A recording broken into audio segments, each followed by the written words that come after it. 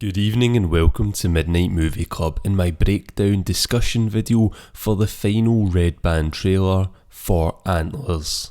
Now, I've broke down the first couple of trailers, and if you have watched those videos, then you know this is my most anticipated film of next year, and this trailer just solidifies that. It's brilliant, so let's get stuck into it. The trailer kicks off with that lovely lake shot we have seen in other trailers, which then turns to a shot of the woods. We have a real nice dark ominous drone as well that ramps up underneath the dialogue of Julia, Lucas's teacher, teaching her class about storytelling. This trailer really seemed to bring the storytelling and mythological stuff to the forefront, and I really liked that. Who doesn't love a good bit of folklore? Julia then tells us that storytelling started with the indigenous people, just as we cut to Lucas going about his daily routine once again. Julia then asks if anyone can give her an example of a myth or a story that they are afraid of. And all while we are hearing her say this, we are seeing Lucas live out his scary story, his daily life. He is living his fable, having to keep his brother and his dad locked up in their house and bring them food every day, as all they want to do is break out, go into town and eat people. Now at the start of this trailer, this is all stuff we've pretty much seen before and that I've broke down before. It's just Lucas feeding his dad, who's slowly turning into a Wendigo. Now yes, before anyone comments, in the short story that this film is based on, they are not explicitly Wendigos, but they have similarities. But here, for the movie's sake, it seems like they are making them Wendigos, and this is pretty much confirmed later on in the trailer. Now next up in the trailer, we are in Julia's classroom where she was given that talk about storytelling. Beside her on the board we can see fables, myths, Native Americans, Greeks, emotion and logic. This is probably the class where Lucas tells everyone his fable, the one we heard in the first trailer, where he talks about the bears, when in fact the bears are his family. This is what then spurs Julia on to look into his home life and get wrapped up in trying to protect him. When she asks Lucas and we see him, it is important to note his workbook, as it has a sketching on it that we can see. This is something Lucas does in the short story. He just doesn't write out his myths, he draws them too, and Julia thinks him to be really gifted and tries to set him up on an art scholarship programme. These are probably sketches we have seen her putting together in all of the other trailers, which will come into play later once again. Moving on from the classroom, we see the police pull up to a mining facility, which we learn a little bit about in this trailer. Then we see Julia's brother, the sheriff, tell her that they found part of a man in the woods today. This is then cut with the crime scene we have seen before, where investigators have body parts under a tarp.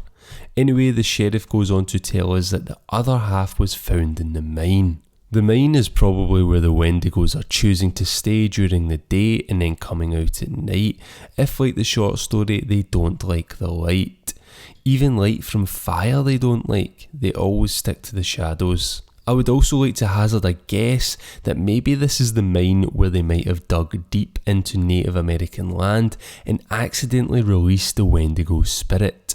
Possibly. Maybe Lucas's dad was a miner there and he was possessed by it. But that's me just theorising off the top of my head. The film might not go into that at all. Anyway, as soon as the sheriff says mine, we get a quick glimpse of what probably happened there.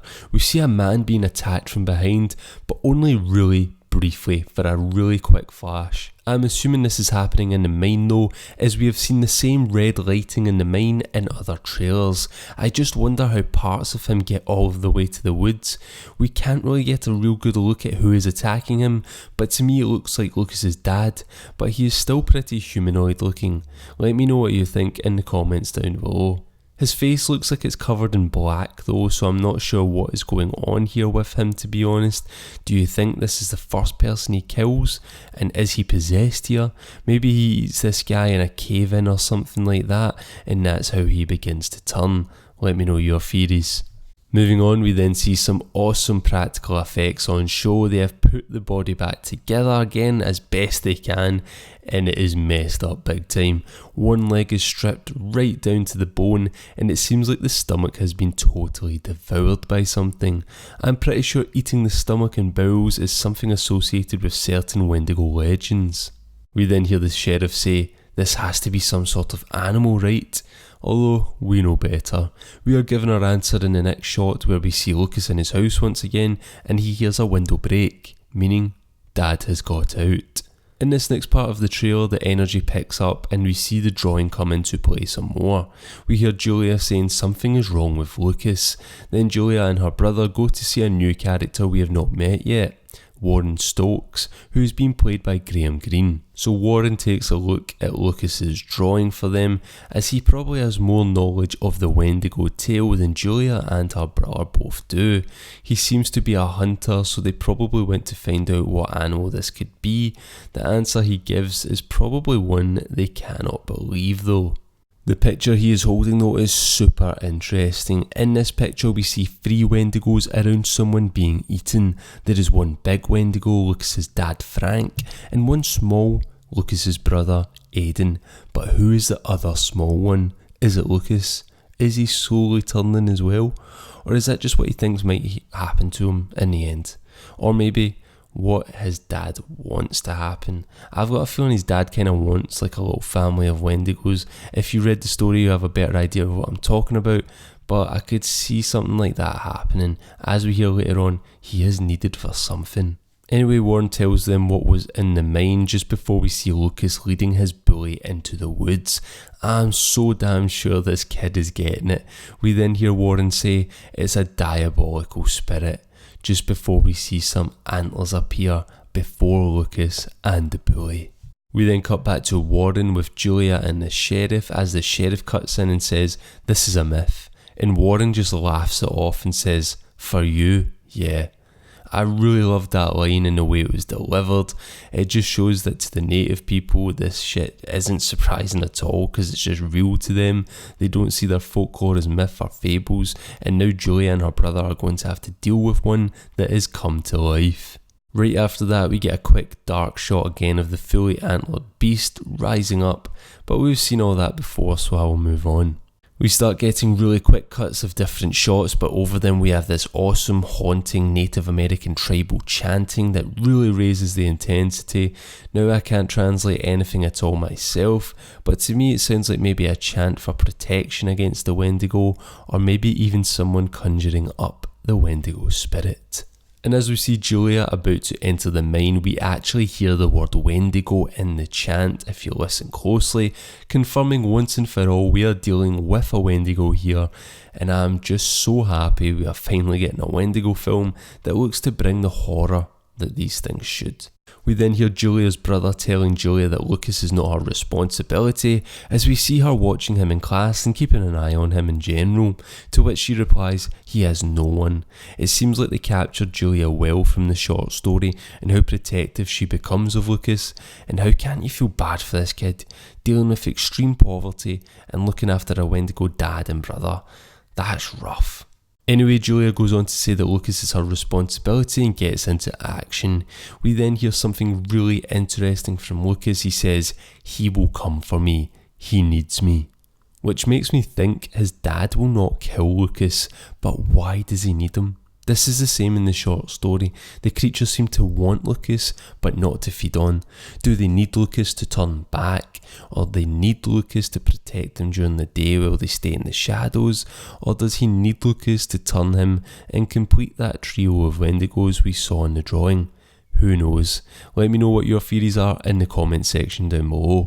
We then see some more shots we have seen before, a really mangled up body in Lucas's house, Julia's brother holding a gun up, and what seems like Julia about to enter Lucas's house. This might well be where Lucas is out and she comes to check on him, and this is probably where she discovers some dead bodies, bringing them to the attention of the police. Possibly like the short story, she is the reason Lucas's dad managed to get out. We then see Lucas and Julia hiding, possibly in Julia's home after she takes Lucas in for the night. Then in this next shot with the torch on the dead animal, I believe this is down in the mines, as we see some machinery, and from the clothes I think it's Julia. This is probably after she had entered earlier, probably sometime in the third act.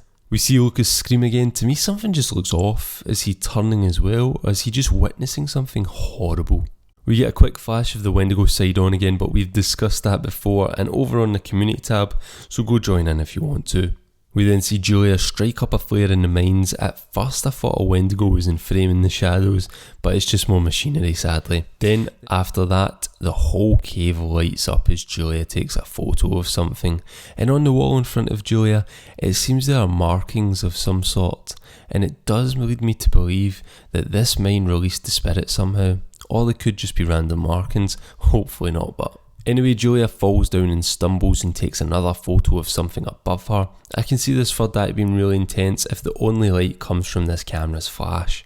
We then hear Lucas say, "He's here," before the title appears with twig tangling sound, but we are not done yet. We then get an awesome shot of what looks like a work shed with a dead cop laying in it as the Wendigo rises up beside him.